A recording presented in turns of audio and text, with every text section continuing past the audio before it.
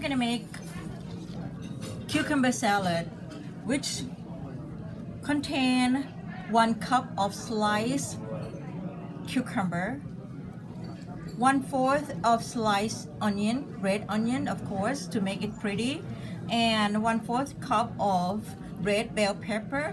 Mix it together, and this is the sauce that we are going to pour in. The mixture of 1/4 cup of vinegar, 1/2 cup of sugar, and 1 teaspoon of salt.